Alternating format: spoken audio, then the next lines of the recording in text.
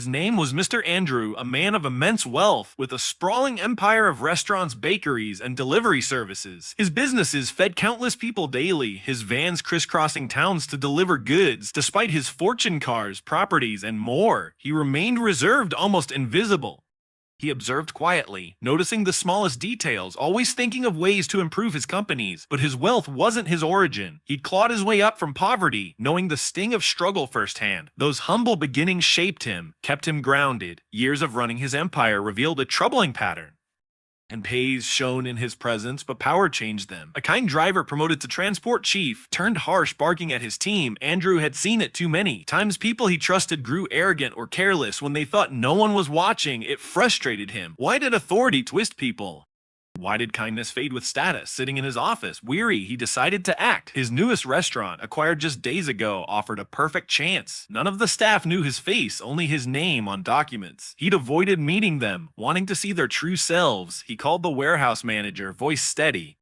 Prepare the restaurant supplies for the month. I'll deliver them myself. The manager, stunned but unquestioning, complied. Andrew smiled faintly. This would reveal the truth, show how people acted when they thought the boss was absent. He felt a spark of curiosity, unsure what he'd find.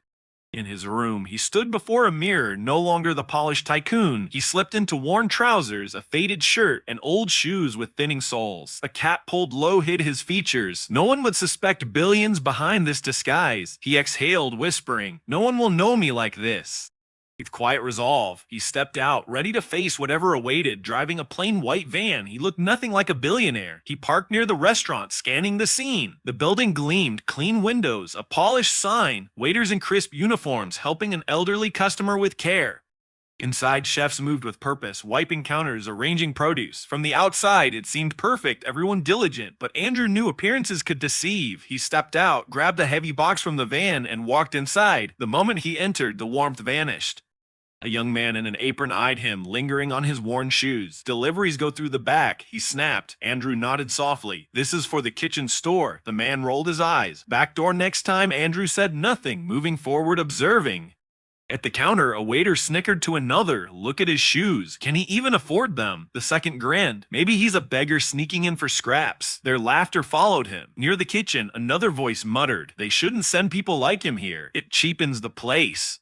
Another added, "Can't he at least wear clean clothes?" Andrew set the box down, silent, his cap low. Their words didn't anger him. They confirmed why he'd come. He returned with another box, sweat dampening his shirt. The head chef, Mr. Dan Benson, stood tall in his pristine apron, radiating pride. Seeing Andrew, he barked, "Careful with that box. You delivery guys always break things." His voice drew eyes. Andrew met his gaze briefly, nodded, and placed the box gently. Benson scoffed, arms crossed. "Don't mess up my kitchen. We don't need trouble." Andrew's reply was quiet, "Just delivering, sir." Benson sneered, "Next time, wear something decent." "You look like you crawled out from under a bridge." Junior cooks chuckled softly. Andrew wiped his hands, noting the fear in their eyes toward Benson. He said nothing, heading back for another box, cataloging their behavior in his mind. Carrying another load, his back ached, but he pressed on. A waiter mocked his careful steps. "He's holding that box like it's gold." Another chimed in, let him enjoy his moment in a nice place. Andrew placed the box down, checked its label, and moved on. Benson passed, clicking his tongue. "You people are so slow." "My father wouldn't tolerate this laziness." Andrew stayed calm, his eyes sharp, missing nothing. He wasn't just delivering, he was studying their hearts. At the manager's office, he knocked softly. "Come in," a voice called. Mr. Steve, the manager, sat with 3 department heads sipping tea. They glanced at Andrew, just the delivery man. Steve said dismissively, waving him to set the supply list on the desk. They resumed talking. "This new owner," one said, "bought the place a week ago, but we've never seen him." Another nodded. "Sends emails, no visits. Odd." Steva shrugged. "Maybe he's shy, but I'm running things fine." Andrew stood silently, listening. They ignored him. Unaware, the man they discussed stood before them. A department head pointed lazily. "Get me coffee, quick." Andrew's voice was even. "That's not my job, ma'am." She scoffed. "What else do you do?" Steve didn't look up. Engrossed in papers, Andrew left for coffee, noting their disregard, their assumption he was nothing. Next, he visited the supervisor's office. Miss Stella looked up with a warm smile. "You've been working hard with those boxes." Thank you. He nodded. Just my job, ma'am. She offered him cold water from her fridge. You must be tired. Drink. He took it, grateful. She leaned closer, voice low. Don't let their treatment get to you. Some here only respect wealth or power. It's wrong. Andrew listened, surprised by her insight. We're all human, she continued. No job makes anyone less. He smiled faintly. Thank you. That means a lot. Her kindness stood out, a rare light in the day's harshness. Carrying the final boxes, Andrew's body ached, but he moved steadily. This work wasn't new. He'd done it years ago, before the wealth. Now, it served a purpose. He set a box by the pantry, another in storage, then stepped into the dining room. Laughter echoed from a corner. There's the delivery man, a voice mocked. Maybe next time he'll find shoes without holes. Andrew paused, taking in the room. The waiters who sneered, the chefs who ignored him, the manager who never saw him. They didn't know their salaries depended on him. That one call from him could shift their world. He took a deep breath and walked out, having seen enough. As closing time neared, the sky dimmed and workers cleaned up. Steve clapped for attention. Short meeting tonight, he announced. The new owner wants to meet everyone. Whispers spread. The owner, a waiter asked. The one who never shows. Steven nodded. He'll be here at 7. Murmurs grew, some excited, some nervous. No one knew the man they'd mocked all day was the one they awaited. At 7, the staff gathered in the dining room, chairs arranged, tension thick.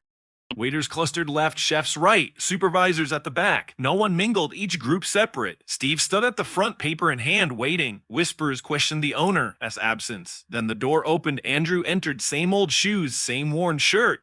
Silence held, then broke with a waiter's whisper. Why's the delivery man here? A chef muttered, is he? Lost. Laughter rippled. Steve stood. This is for staff only. You can leave. Andrew walked forward, calm. The laughter faded. Something felt off. He removed his cap, revealing his face. Eyes widened, some squinting, trying to place him. The room fell silent.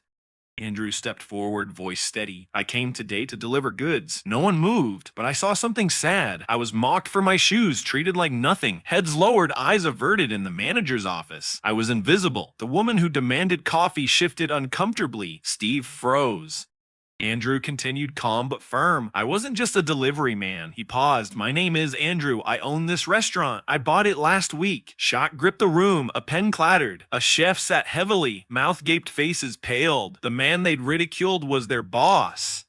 Andrew's gaze swept the room. I won't fire anyone, he said. Relief flickered, but he raised a hand. But things must change. No more pride. No more mocking those who seem different. Every job matters, cleaner waiter. Chef manager. Without respect, this place fails. His voice carried weight.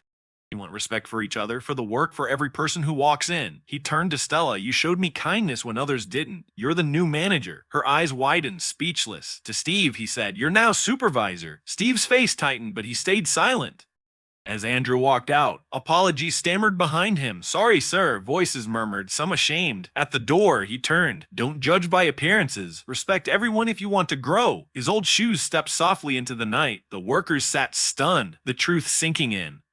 They'd met their boss not in a suit but in worn clothes. They judged him by his shoes, not his heart. That day wasn't just a meeting, it was a lesson in humility, respect, and the cost of pride. They went home quieter, changed, carrying a truth they'd never forget. Kindness opens doors while arrogance shuts them.